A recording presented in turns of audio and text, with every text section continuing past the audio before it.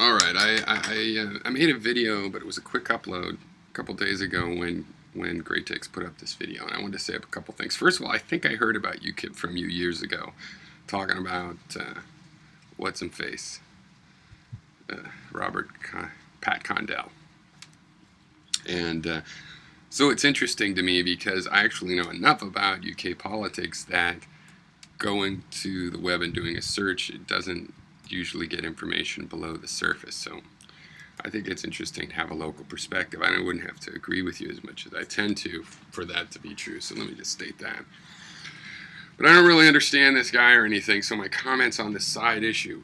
Gratex brings up, it's like, okay, guy goes to UK, it says that the protests at he's a right-winger, says that the protests at his thing were fascist, anti-English racism. The article quotes the protesters as going, no, they deny it, but it doesn't go, well, what was it about? Why? Why would they do that? And, you know, one of the best books on this to understand this kind of thing, or the only book, is The Manufacture of Consent. Now, I'm not a Chomskyite. I think he's an interesting man, but I mean, I disagree with his linguistics. I disagree with a lot of his takes. And this was sort of back when he started writing political things. And they did, you know, a linguistic, an academic level analysis in this particular book of stories all throughout the 70s. And they basically showed that the way the mind control works, first of all, it's organized by a confluence of interests. It doesn't take a smoky room with people making plans for the interests to come together through the advertising system. The boards are all promiscuous, and you know, CEOs from one company will be on the board of a competitor and things, and a few number of people own the media. But the way that the control is done is by setting the question. You set the question, are they fascist? You can say, oh, they deny it. You can even say it doesn't look like it. But you can't raise another question, like, are they something else? This is how it works. So they show story after story in the 70s, for example, you know, where you know, they talk about rebels, and are they rebels, and do they have a point? Or they talk about freedom fighters, and do the freedom fighters, are they freedom fighters question set something in mind? You could say, no, they're not. Yes, they are. Maybe, maybe, maybe, maybe, maybe. And we forget that the possibilities that aren't actual, they have a weight, a material weight to us. They exist to us in a way that things we haven't even considered as possibilities, they could be out there, but they don't exist for us. So the questions you set, so it's setting the questions now. How could we use that? How could we set some questions? Start thinking of questions as answers, right? There's one question, and its answer is not an answer, but it's another question.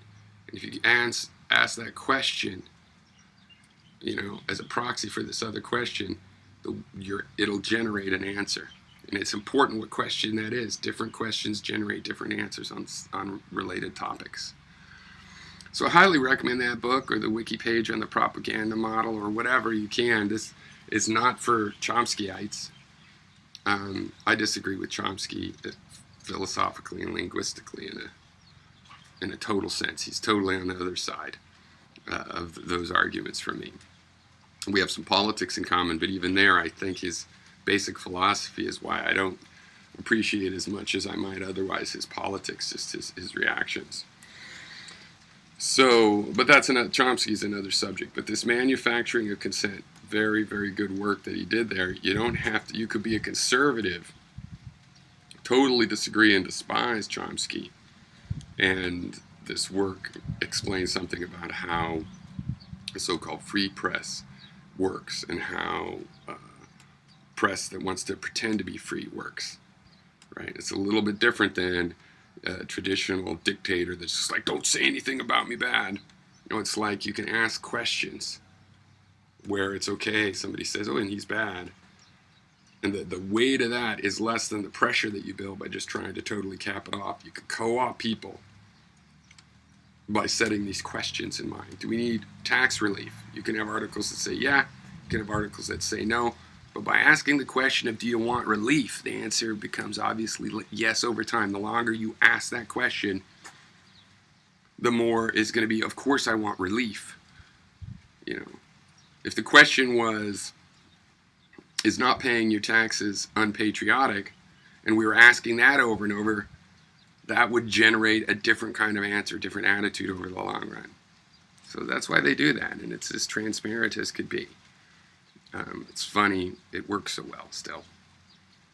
Even on people that know better, that are reacting negatively to what they see, they can look around their society and go, why the shit is this working, and in what sense is it working on me?